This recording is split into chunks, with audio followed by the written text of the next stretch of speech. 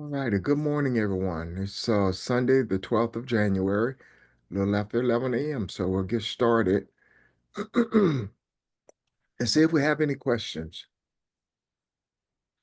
Anything that we discussed on yesterday. We started off yesterday with some questions, but we were also looking at the planets, uh, and we were talking about the article that took place last week that was put out there that the planets were going to be lining up, and we talked about that briefly.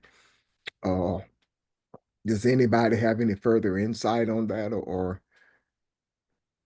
want to look at that again, or you want to just shelve that for another time?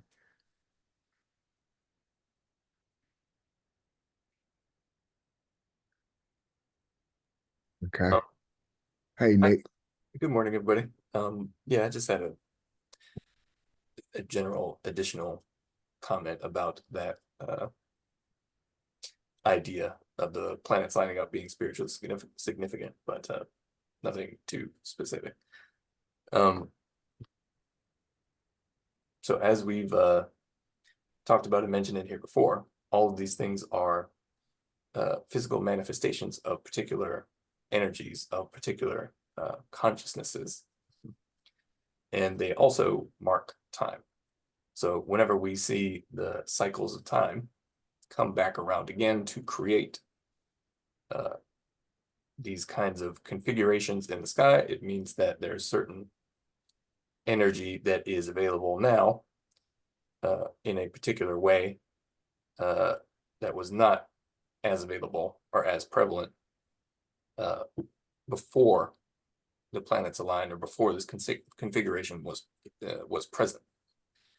And as I said, since these things move in cycles, that energy is always available. This is just or imagine like a rise and fall, or like a peak and a low in what that energy or what that possibility is in terms of in terms of its effect on our consciousness, in terms of our ability to draw from it if we are aware enough of it and self.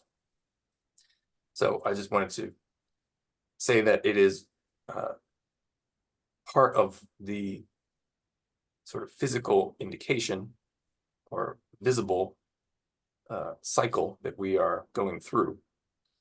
And it is yet another sign of the times if we are aware enough of those signs to recognize what they mean for us spiritually, and to uh, sort of see what events in the earth they may relate to. But it all has to do with the uh, cycles of energy and consciousness and human spiritual development. Thank you.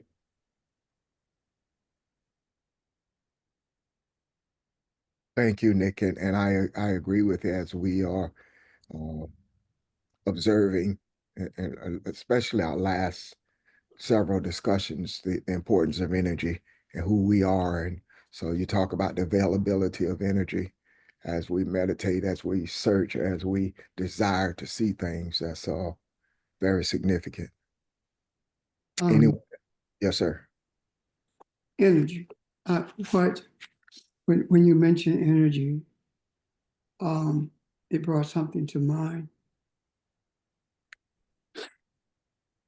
The melanin absorbs energy, right? And melanin is like the black hole in the universe. Once it absorbs that energy, the energy cannot escape from it. It remains there throughout. And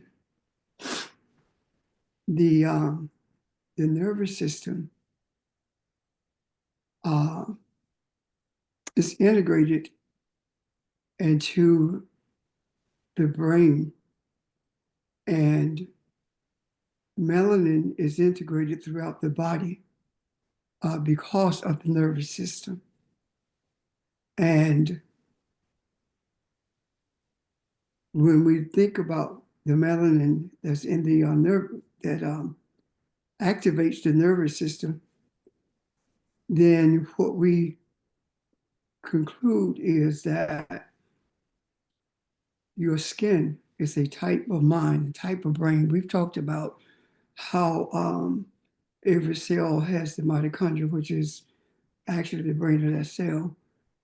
When the melanin is absorbed, the energy is absorbed, then it begins to, it increases rather our sense of the surrounding environment. And it increases our sense of humanity, of being closer to each other. And it is believed strongly that the way the Dogon was able to map the universe is because of their skin, the melanin in the skin, meaning that those nerve endings being integrated into the brain gave them a sense of all of their surroundings.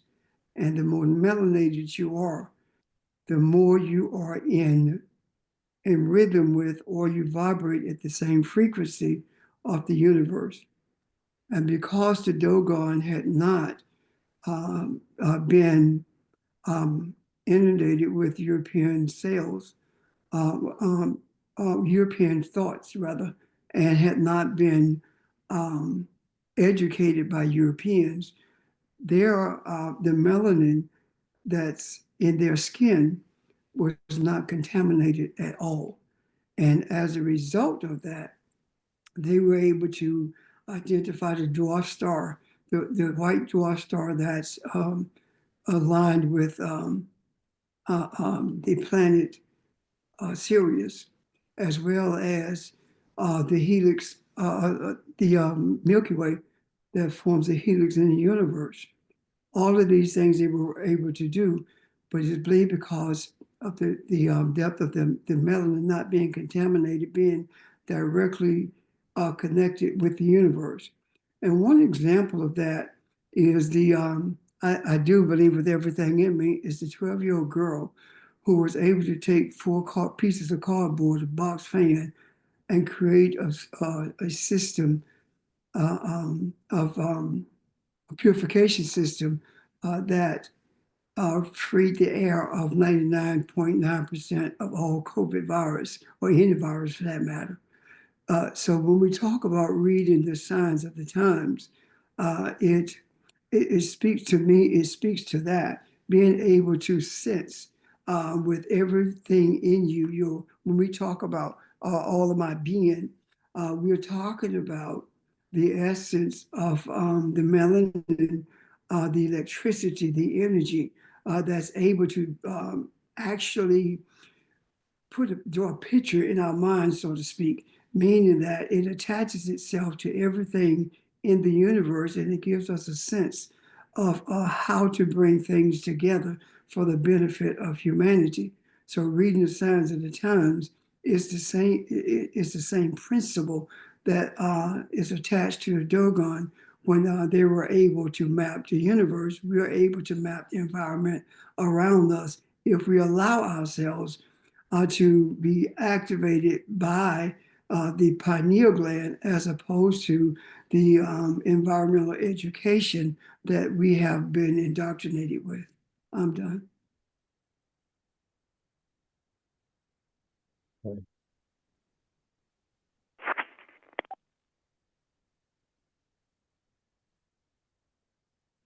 Something to add, Nick? I was gonna say, yeah, thank you. Very much agree that pineal gland and sort of your ability to draw from spirit as you investigate your own consciousness is the first and most important education. It is the most important teacher that you could ever have. It is the source from which all of your knowledge, capital K, comes from. And any real education system, sort of down here in the earth, must address the natural way that conscious beings interact with reality, and that is through our awareness and consciousness, and as that being the fundamental and primary means by which we are able to understand or know anything. Absolutely. And what we see in the sort of intellectually objective, materially focused, quote unquote, education system that is that the sort of European mindset is very much a prime example of, is one that is sort of actively ignoring our ability to draw from the more qualitative aspects of our being, from essentially to draw from experience and the means by which we experience anything, which is consciousness or awareness. They consider that secondary. Well, no, they consider it useless.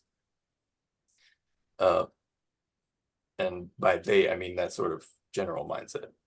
It considers consciousness itself and awareness itself as like an illusion that doesn't actually exist. And most of that is based on a sort of confused and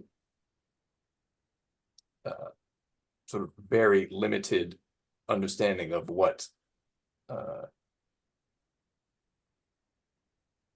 even the material reality that they base their understanding off of actually is. It is more so a sort of spiritual, willful ignorance that forms the foundation for that approach to understanding. Anyway, thank you. Thank you.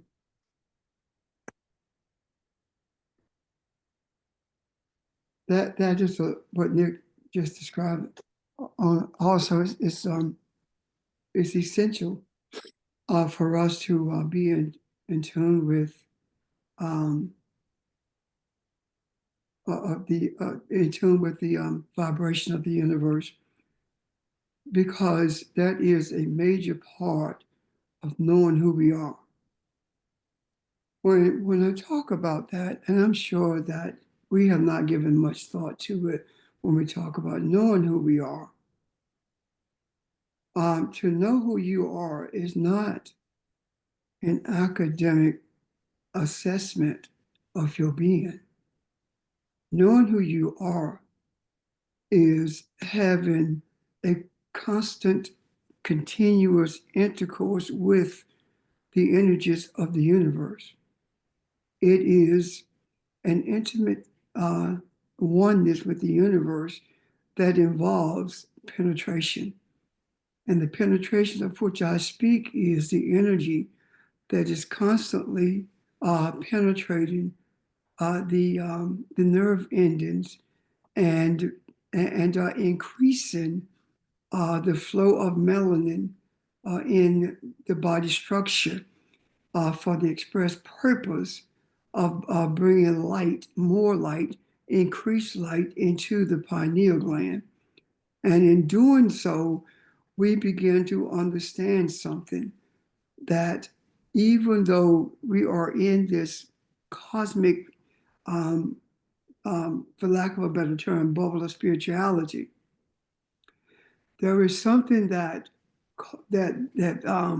as a result of this something, it causes us to be individual at the same time collective. What do I mean by that? The existence of the pineal gland is the existence of you. And because the pineal gland exists within the confines of that brain, which is the source of the house of the energy of your thoughts, that is the thing that causes me to process differently than you, that travel a different journey than you, but our destiny is the same. That is the reason we learn differently, we hear differently, because of that pineal gland. I suppose what I'm alluding to is that we are, the pineal gland is us and we are it, meaning that Without the pineal gland, there is no existence. And if that is the case, and I do believe it is, then our existence is fed by the rhythm of the universe, meaning the nutrients that is necessary for us to function in the state of spirituality in the earth, thus being Elohim or God in this earth, is a continuous flow of the melanin from the universe itself. When we talk about being one with the universe, when we talk about being in rhythm with the universe and vibrating with the universe, what we are actually saying is that we are aware of the continuous flow of energy that is available to us. And when we talk about the alignment of the heavenly bodies, of the planets, etc., what we receive from that is an influence. Would you mute your phones, please? What we receive from that is a strong influx of energy, and that influx of energy is simply a methodology that the universe uses in order to increase the melanin that is housed within the confines of our bodies. And that in itself becomes a roadmap for not only the journey we take, but for the things that we are to accomplish while traveling this journey.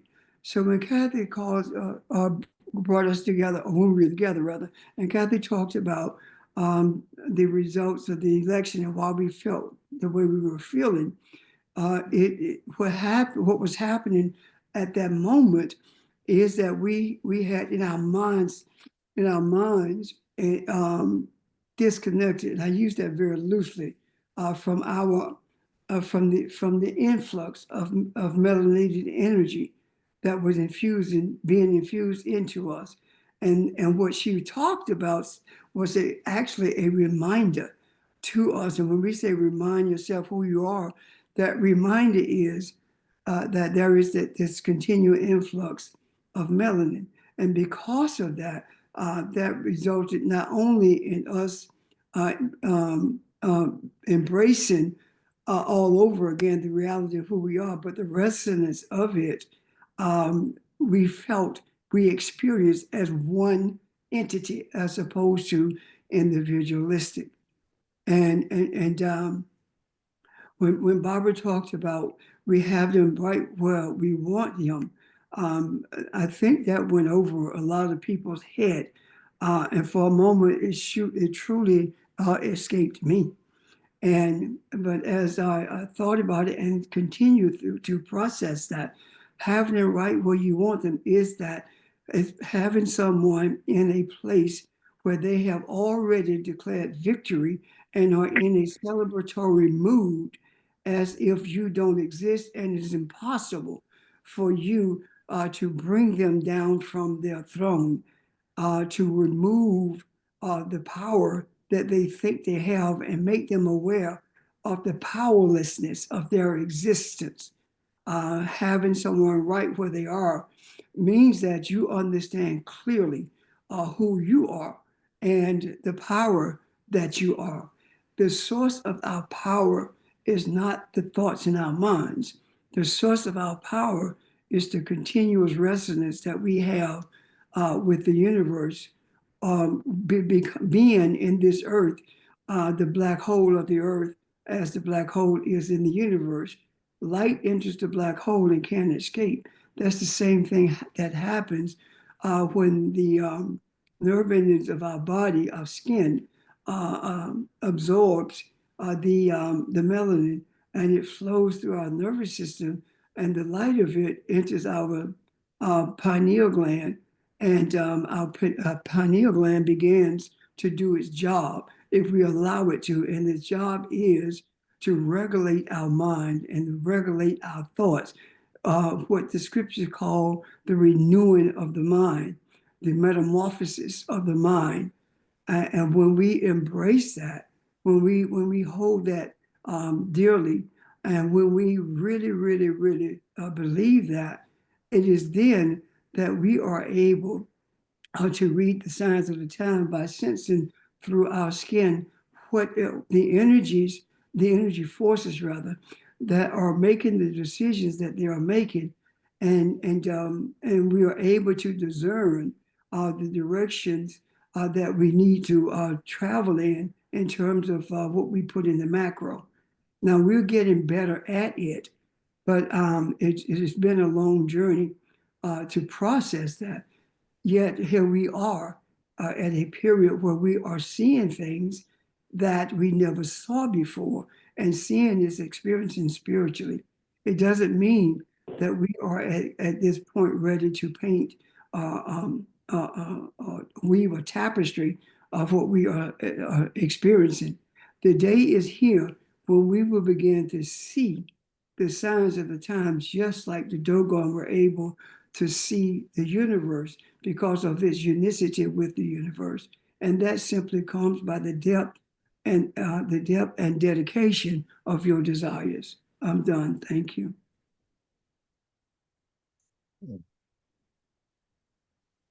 Hello, everyone. This is Sheldon. Piggyback on what Nick and Pastor Richard just said, as it relates to the pineal gland and melanin. I'm going to explain, I guess, quickly and briefly something or an aspect of the pineal gland, but to actually also, more importantly, understand it from a spiritual standpoint. The pineal gland also, they found decades ago, helps the body to produce melatonin, which of course helps one to sleep. And a lot of people are now aware of that particular thing, melatonin. But what that is actually doing from a spiritual standpoint is it is opening up or providing that space for when we have that connection we're talking about through the pineal gland. If you want to think about it in terms of sort of like an umbilical cord, in terms of the attachment to all that is, as Pastor Richard was just explaining. When we meditate, it is the same thing as that phase, which is right between being asleep and being awake. And it's actually in its most natural form, in terms of like someone not even putting the effort or trying, takes place right before someone wakes up in the morning, if you like, waking up naturally without an alarm clock. That time when mostly your dreams are the most vivid, and you're kind of like bending that space of being awake and sleep. That's when you have access, or we have access to all knowledge, all that is, etc. From, Pastor Richard mentioned earlier, from an academic standpoint, if someone were trying to concentrate on an academic standpoint, you would, in a sense, have to try to regulate and cut that off, even if from a subconscious level, because that goes beyond which could just be understood by the brain. And in order to understand something, it has to be controlled. And with the pineal gland and being that direct access to all that is, there is no control. There is no limit. Many, I want to say, many people like the Dogons, et cetera, knew about this. Many ancient esoteric societies knew about this and actually nurtured this even from a child. But that is the sense of how the pineal gland works. That is what we use naturally. It is there. It is our access and our connection and all that is beyond the physical realm. Thank you. Thank you.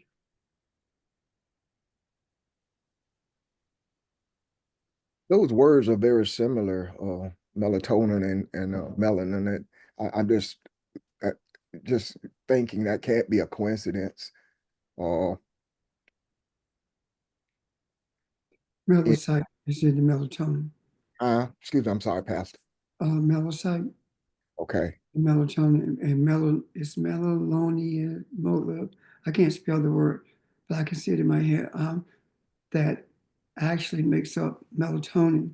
Melatonin is a funny thing in that melatonin does not exit the pineal gland until it gets dark. We talk about the circadian clock. Hmm. When it gets dark, that's when the pineal gland releases melatonin.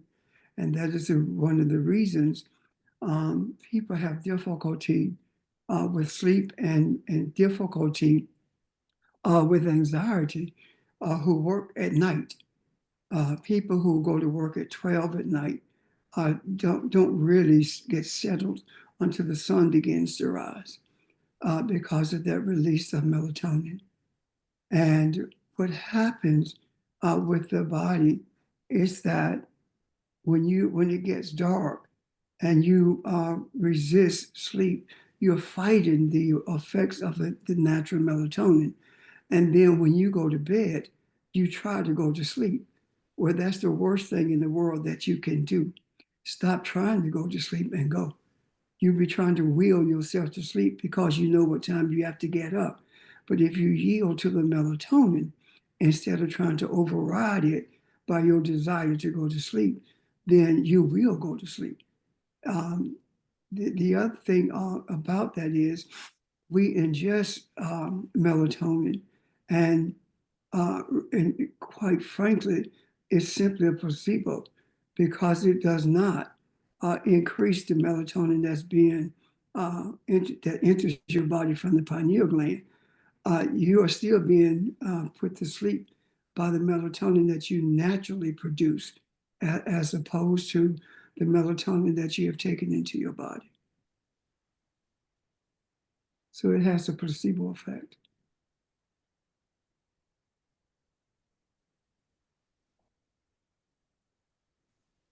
Another question. I don't quite know how to answer it, or something that Sheldon said. One of the one then can draw from this that the pineal gland ensures that you have opportunity to have a dreamlike state, or you have an opportunity to transform energy, or to see yourself in a different way. Uh, I mean, Well, none, it was. Go ahead. help me out, because when you talked about that, It I'm it still. was always it was always there, and we were always supposed to be utilizing it. It's not something that was just that was just discovered. That is a part of who we are, and that is that that connection, and it is from that we are to draw in creating in this realm, in a sense, and to go through our stages of learning. I look at it as we're both individually and collectively as a group project, as a whole, determining and creating what it is that we want in this particular reality. Of course, this is just one reality, and we will go on from here eventually. But in a sense, all the tools, all the direction, any guide that we need, want, draw on, energy, everything, infinitely, identity, etc., is through that. I don't want to call it mechanism because it sounds almost like it's some type of a robot or something, but it, it's natural. It's just a natural part of creation. It's not something that we just created. It's something that always existed. It's something that we always are and always have been and always will be. In that And regard, I'm sorry, Sheldon, go go ahead. ahead. Go ahead, Sheldon. Well, I don't want to get it off. I was just saying that like this is even like a known thing. Something like inventors, famous inventors have used this technique as well.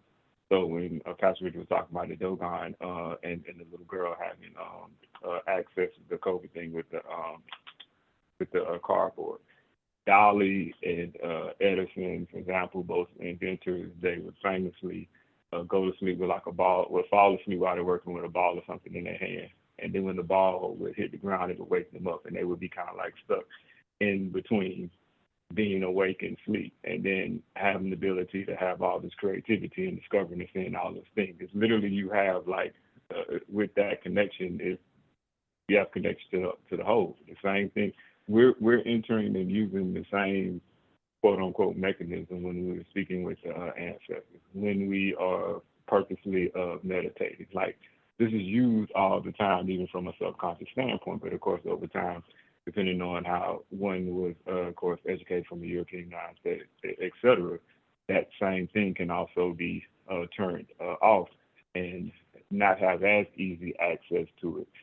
Because we're not as sensitive to it, if you will. But in terms of just turning all the way off forever, it has never exist. No, that's not possible. Okay. The term that you use, turning it off, Sheldon, I would prefer the term that we desensitize ourselves to it, because it's never really off. Yes, I agree. So we become insensitive to it. And quite frankly, there is no reality that exists without the rhythm, being in rhythm with the universe. This thing that we see with our eyes, we've talked about it many times as being an illusion. Those things that are reality are things that had been here from the beginning. For example, the mapping of the universe became a reality to the Dogons through the melanated essence of their being. And that reality is still in existence, was in existence prior to the existence of the Dogon. And that reality was not accepted, even though the Dogon had it inscribed on their clothing. They had described on the external parts of their the houses that they lived in, or the huts that they built. All of these designs of the universe were there, but they were not a reality to humanity until white people said it was, when they got a high-powered telescope to be able to see it for themselves. And what has happened is that we have allowed a wall of European mind, European thoughts, to separate us from the reality of everything that's around us. When we talk about how at one time indigenous people were actually aware of its surroundings and could communicate with the bison, or communicate with the trees, communicate with all of nature, we allowed a wall of ignorance of Europeans to tell us that that was impossible, that was superstitious, that was barbaric, that was pagan, etc. We, until we consciously bring down that wall of Jericho, we will still abide behind that wall and not really experience the reality of our surroundings. We will only see and experience the manufactured things that are around us. We will not be able to see that the images that we get from the sacred writings, even those that was attempt to change in the scriptures, especially when we look at things like the messengers are being cast out of quote unquote heaven. The story about Ezekiel, I think it's Ezekiel 13. But at any rate, when we talk about them being cast out of heaven, that what that's actually saying is the mindset of the European is antithetical to the existence of spirituality, and it was separated from enlightenment because it desired to function on its own. It had no sense of spirituality and the rudiments of it whatsoever. And in order to remedy that mindset, it became incumbent upon the African to enter that space with the European in order to change to what is it I'm looking for to repurpose the energy of that mindset. And when we talk about this, the angels being cast, all of that was rewritten. What this is actually talking about is that the absence of spiritual enlightenment is very, very evident in the history of the European. And that enlightenment, the absence of that enlightenment was for a purpose. It was not evil as we thought it was in terms of being antithetical, but it was necessary in order for the being that lives in this body to bring into existence body types with the same mindset as the African has had from the beginning. The contamination of the mindset of the African did not begin rather until there was the invasion by the Europeans. And the African traveled worldwide and taught people how to function in this earth and who they are and how to be one with the universe. However, when it came to those who had the least amount of melanin, when it came to those, because melanin goes anywhere from yellow to brown to black, it has a yellow tinge to it. But when those who had the least amount of melanin, um, they were not desirous or able to absorb the messages that the enlightenment that the African was offering. And as a result of that, they sought to destroy the messengers and resisted being civilized and did that up until they began to see the advancements of the African when Europeans began to move into Northern Africa and move into Asia and saw what the Africans had done in Northern Asia and Southern Asia. When they saw what the Africans had done, they then began to seek the African ways in order to get what they wanted from them, but they did not. They did not at any point seek to have that mindset.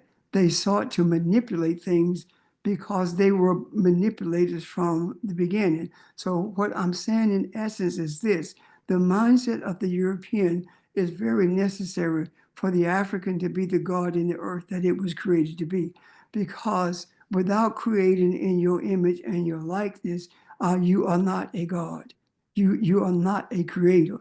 The pineal gland and the mind itself gives us opportunity to create.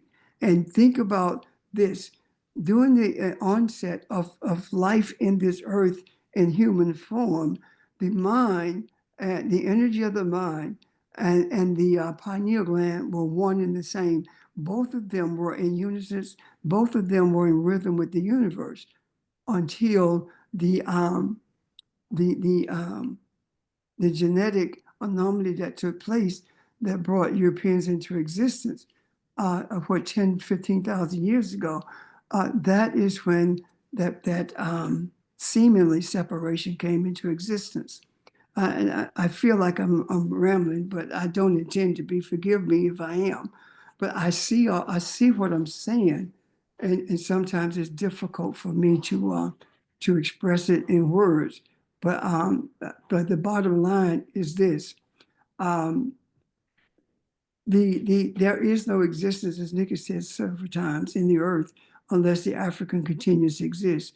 And there is no tranquility in the earth unless it comes from the soul of the African. There is no peace in the earth unless it comes from the soul of the African. There is no sense of spiritual awareness in the earth unless it comes from the African. Why do I say that? Because when you look at the effects of the melanin in relationship to the nerves, it is the music, the sound of the ocean, the beat of the drum, the voice of the human, the sound that the cow or the lion makes. All of these resonate with the melanin, and the resonances of it gives us an understanding. At the very least, gave us an understanding of what was being said, for lack of a better word, to explain it, and that still exists within us. That still exists for us. Yet we struggle to experience it, and the struggle is because the necessity of purging our mind from a Greco-Roman education, so that we can at some point at least come close to a purification of the melanin that we have absorbed and continues to absorb in our bodies. When we absorb energy from the universe and we seek to explain it in the scientific ways that we have been given to make efforts to explain things, or we try to explain in a way, when that happens, what we are doing is fortifying the wall that is separating us from the reality of existence. And the more we say that, we are not going to make any efforts to define it. We allow it to flow freely and define us, because knowing who you are is allowing the melanin to define who you are, as opposed to having allowed external minds to define who you are. Minds that did not have your well-being at heart, minds that sought to glean from you everything it could, but destroy you in the process of doing that. I'm done.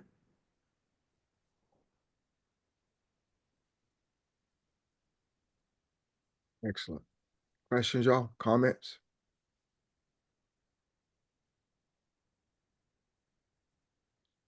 I cannot put that into words, but I love the way you guys tied together the experiences of melanin and the pineal gland together, how that works. So thank you. Like I said, I can't explain it, but Well, we resist it all the time. Yeah. We talk about that, and the simplicity of it is so amazing. You're driving down the road and something tells you a policeman's down there, but you don't slow down. What you have done is resisted a message that came from the pineal gland trying to speak to your mind, telling your mind to line up with me, and you will avoid getting a ticket, or you will avoid this interaction you're going to have with this policeman. It's simple, yet complex, and it happens all the time. And we're able to allow that to happen in other areas of our lives if we choose to. I'm not saying that this is something that's going to happen overnight. However, I am saying that it's something that you can become aware of with the depth of your desire. You cannot minimize the effects of the elders and minimize the power of spirituality, and minimize minimize the existence and the power that's inherent in the African, you can't do that. And at the same time, I think that you are going to be able uh, to be guided by the light that exists in the pineal gland, and be strengthened and be brought to. And when I say strengthened, I'm talking about strengthened in terms of being brought to a place of understanding and experiencing knowledge, the wisdom of the universe. That's not going to happen. Um, when we try to play both sides against the middle. That's not going to happen with a reliance on the Greco Roman education. It's not going to happen. It only happens with desire. Nick said earlier when he mentioned this idea of the first and the purest education that you get is the one that you get through your pineal gland, the enlightenment that comes from the sea of life itself that we was molded from. Uh, when we have that desire to not only hear but to experience and be the expression of the Kemetic way of thinking, to be the expression of the beginning, the essence of everything that is in existence. When we have that, when we remind ourselves who we are simply by reminding ourselves about our unicity with the melanin, simply by touching the skin, as we talked about earlier, yesterday, I think it was, and realizing that we are touching beginning, and realizing that we are touching the first human on this earth, and also realizing that we are not the skin that we're touching, that we truly, our existence is deeply embedded in this thing called a brain, and it is the pineal gland. Without it, there are no expressions of spirituality. And if we are spiritual, that is the center of our existence. And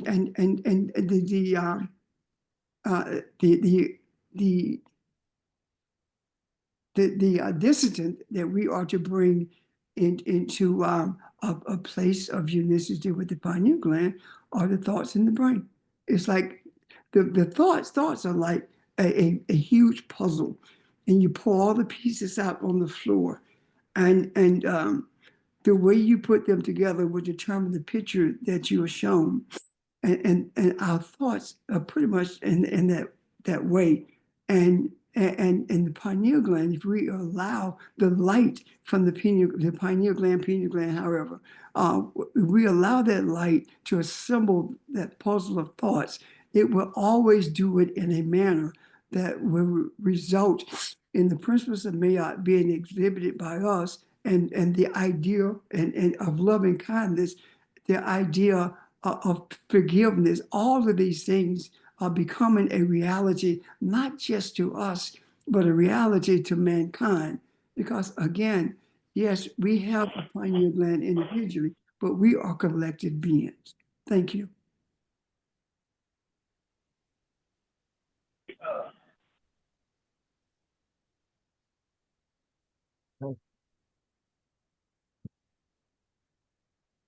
Thank you. Thoughts, questions, anyone? The question. Yes, ma'am. So are you saying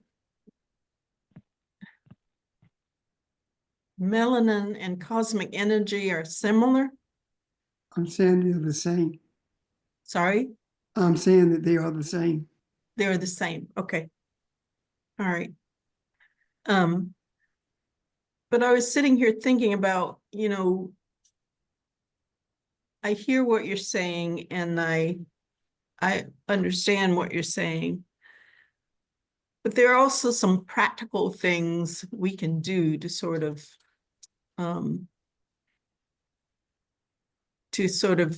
increase our ability to connect with the melanin and the cosmic energy. And because I'm sitting here thinking about how, because of that European mindset, we've been told to stay out of the sun. because you'll get melanoma, or you'll get this or that or the other, you'll get cancer. But I think that's been a disservice because sunlight is part of getting in touch with that cosmic energy and that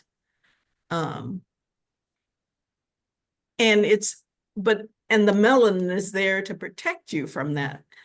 So I think we've had all these kinds of ideas that have sort of screwed up what our body and brain naturally wants to do.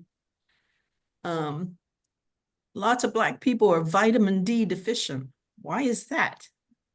And that's only been a phenomenon since we've been here in the new world, so to speak.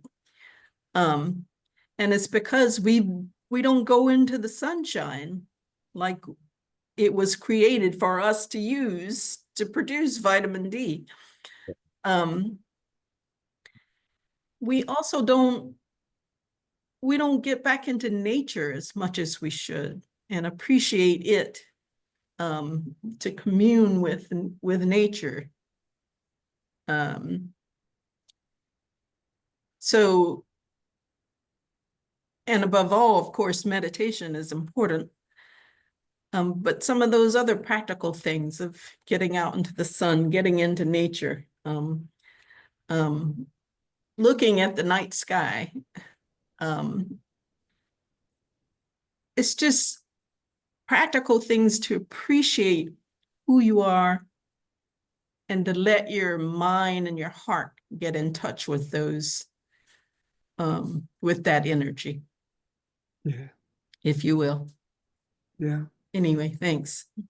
Thank you. The idea of sun. When you talked about the sunshine, melanoma, if you look at the ingredients in sunscreen, you will find that those ingredients that's in sunscreen create cancer.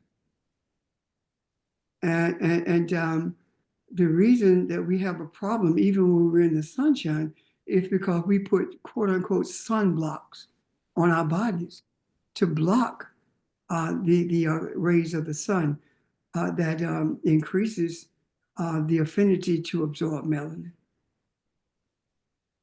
So we have been taught to kill ourselves.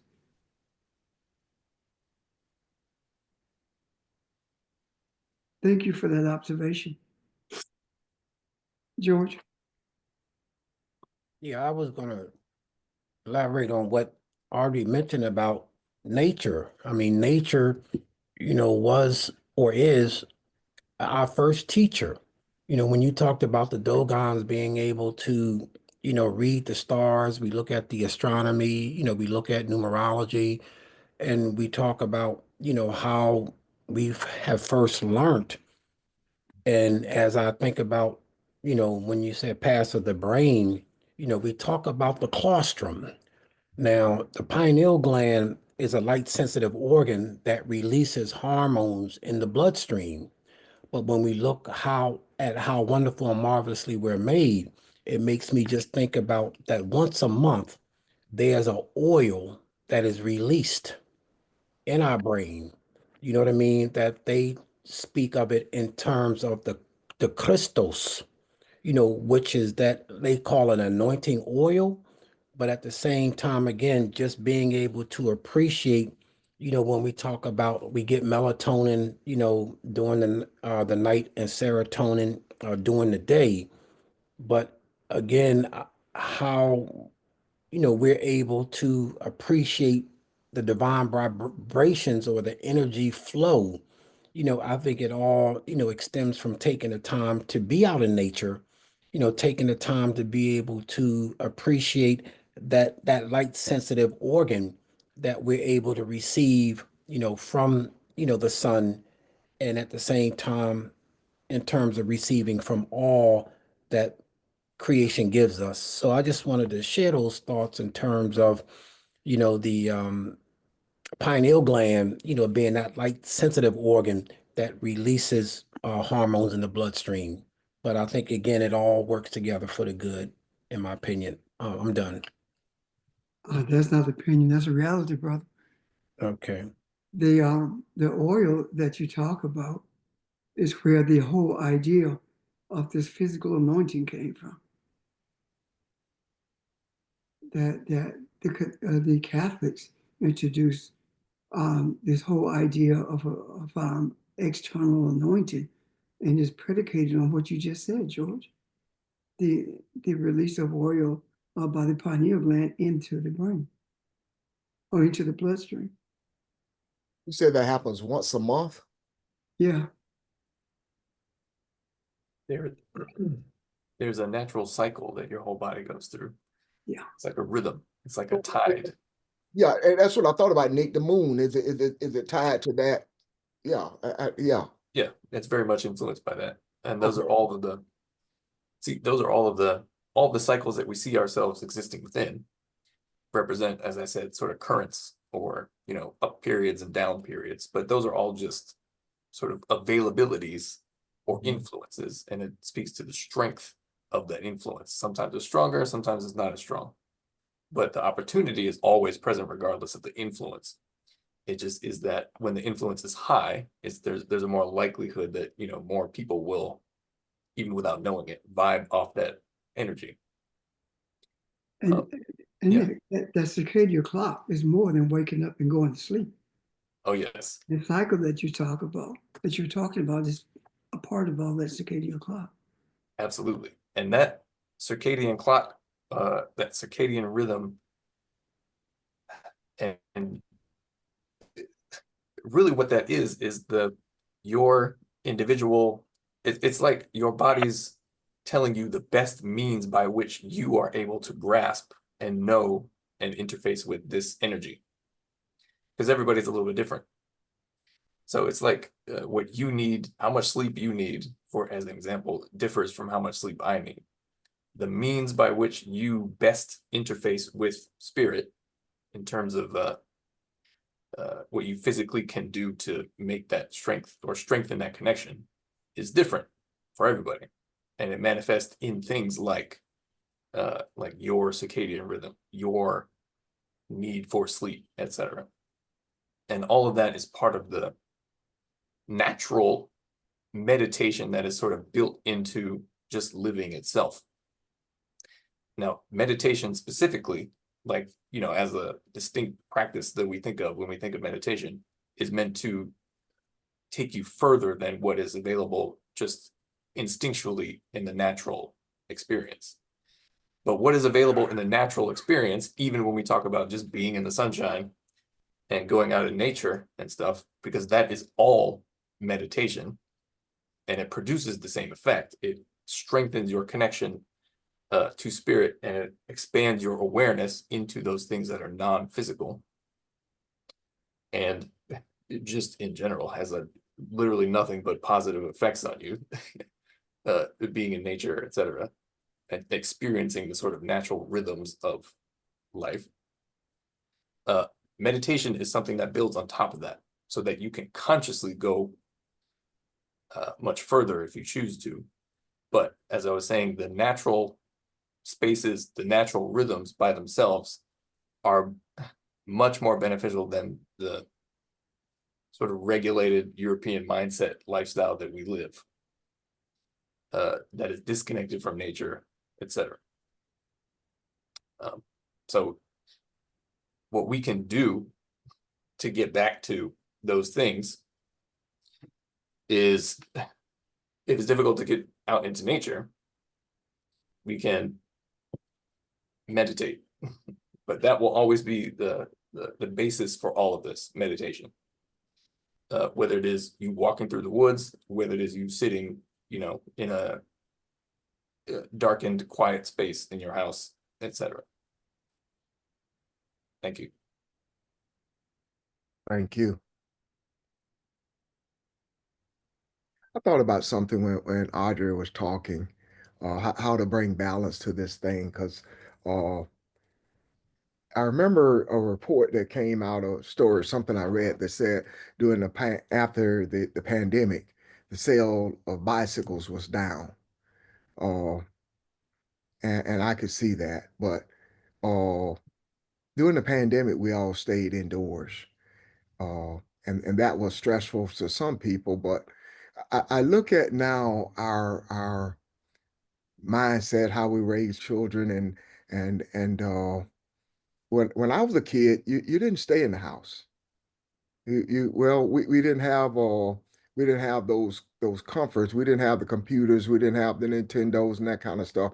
But there has to be a balance there. I'm not saying it's bad to have those comforts at all, but I'm saying that the idea that we're better off, you know, has influence of how we raise our kids and what our value systems look like. And how do we get back to that? How do we bring a balance there? The going for walks in the woods with with the children, or the sitting outside and having a picnic, or the appreciation for the flowers that bloom in this early spring. Those kind of things aren't noticed anymore the way they used to be, and it's all because our mindsets have changed. So, uh, just a thought. What are your thoughts on that? Can we rescue that? Can we get back there? I think so. But okay, go ahead, Nick.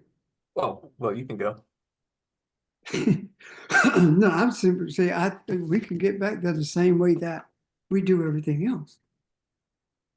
But our desires, by putting it in the macro. I don't think you can have peace and tranquility without that.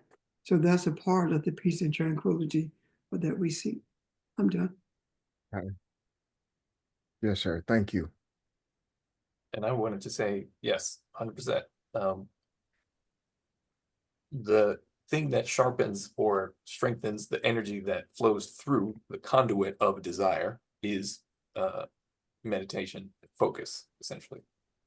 So when you meet your intentional desire with a very sort of balanced, strong connection to the force, then that desire has much greater influence.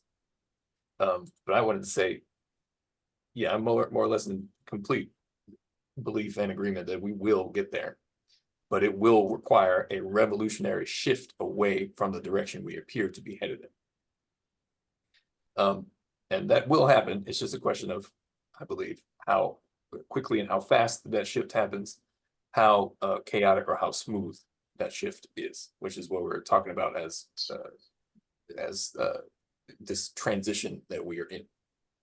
I'm so glad you said that word, Nick, that the direction that we appear to be moving in. Yeah. That makes all the difference in the world. And it doesn't mean that things won't get more chaotic. They will. Absolutely. Yeah. But it is what is it? It's the wars and rumors of wars that distract the elect or whatever. It is the pervading atmosphere that begins to put pressure on your awareness and begins to put pressure on how you feel, pressure on everything. And it is that pressure, which in reality is the crucible that forms the diamond. If we focus and learn how to use that strength for our benefit. Thank you. Thank you. Thank you. Hello, everyone. This is Sheldon again. With what Nick just mentioned in regards to that pressure, and I know someone is also going to listen to this and hear about the desire, and is going to see, and even what Audrey talked about, and George being out in nature and things like that. And it's one subtle thing that we've talked about before, but we haven't, I haven't heard mentioned today, that has to be dispelled with, did away with. It is the European mindset in terms of what we are not, and opposed beliefs in terms of limits on our self. So to that person, for example, when Pastor Richard mentions ancestor worship, which is a part of who we are, part of our heritage, part of our being, is part of that pineal gland stuff that we were talking about, the connection to all that is, etc. If that is viewed as being ridiculous, if that is viewed as being devil worship or something that is not capable, that we're not capable of, then that is when we diminish, in a sense, that connection that all of us have been talking about the entire day. The only limits that we have are the limits that we believe in, but we are limitless. And so with that desire, one must pay attention to what it is that they view, quote unquote, being ridiculous or being impossible, and not seeing those things as that allow that communication and that communion in a sense to actually take place. I'm finished. Sheldon. I want, Yes, sir.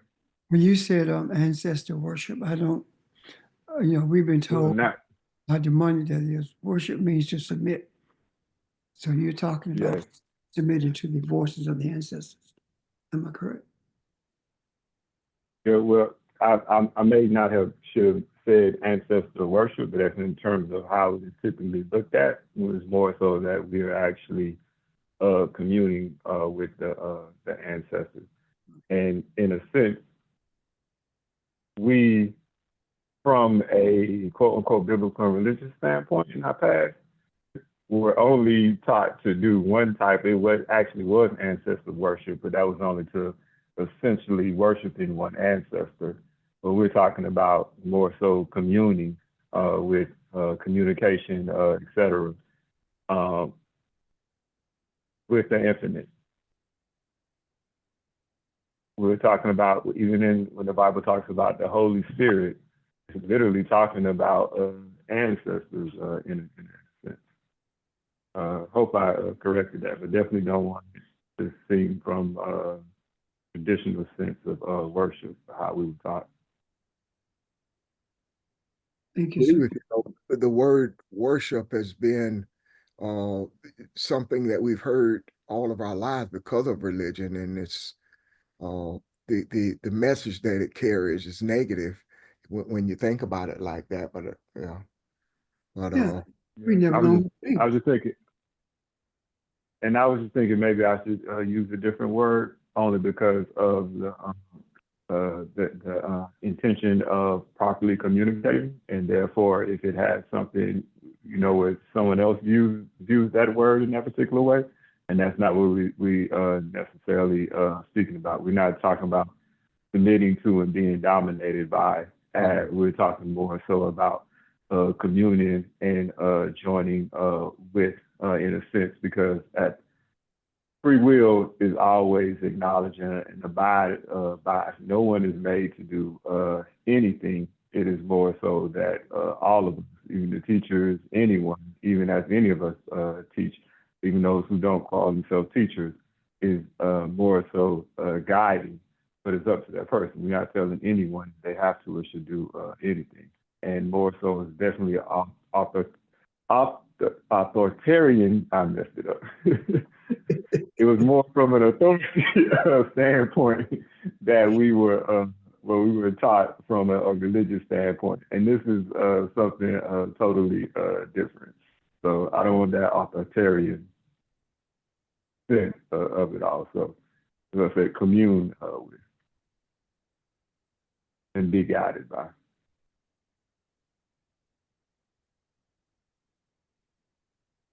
thank you. Anyone else? I hope it all has made sense. Yes, sir. I did have an idea. The same sense that all of us get when we're talking about being out in nature and being out in the sky. I mean, looking at the night sky, looking at the moon, etc. How that is as peace and you seem as one with, and not being told or being made to do something. That is more so the same feeling of vibration that I speak of when I talk about communion with the ancestors. Yeah. Is more so uplifting and empowering. It's not limiting. It's not forceful. Great. Thank you.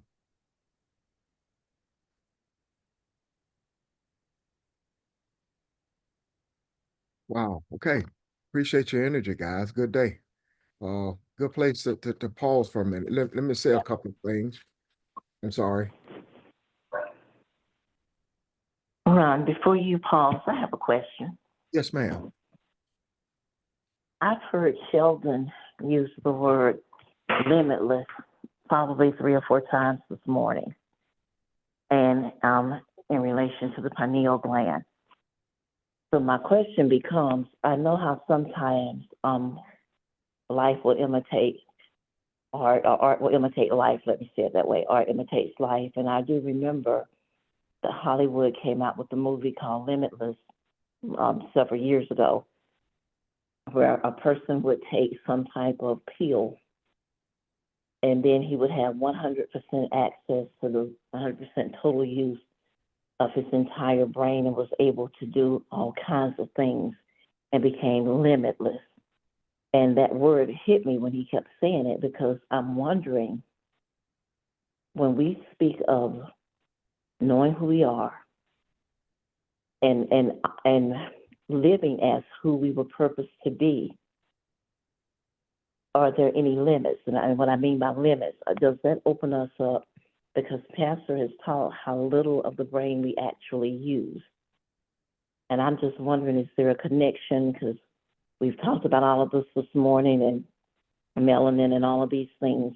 Does that open us up to being limitless in our ability to access totally who we are, to think, to solve problems, to make changes? I don't know if you're getting at what I'm asking. I don't know if it's making any sense to you, but that word limitless just keeps hitting me. So I guess my question is, what do we mean by that? And was that movie trying to have an external way of telling us what we have the ability to do internally? Because, of course, the European mindset did not necessarily understand what it was saying.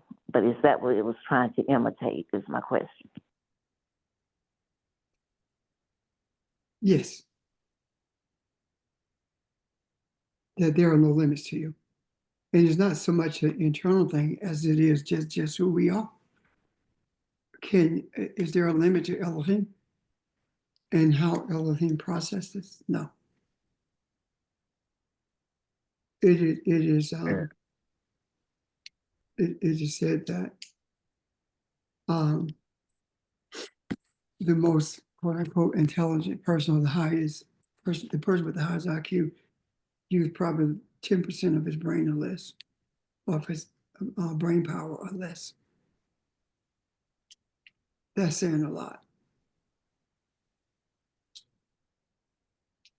Yeah.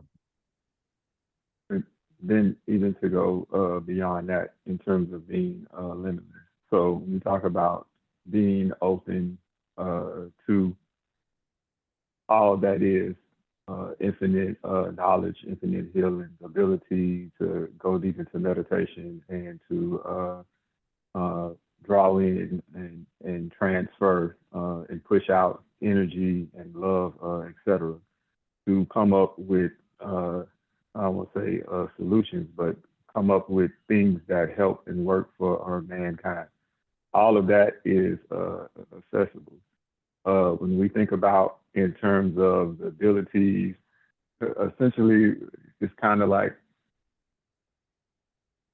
the idea of being a superhero and these things that we marvel at and we take for granted, or we look at as just being even in the physical, et cetera. All of these things are not, so I don't want to say magical like, but it's out of maybe this reality, but it's not out of creation. It's out of this world, but not out of creation. Many of the things that we do in terms of, even if you're going to look at it on a societal standpoint, in terms of poverty, lack of energy, using natural resources and things like that. You know, being a burden to the earth, et cetera.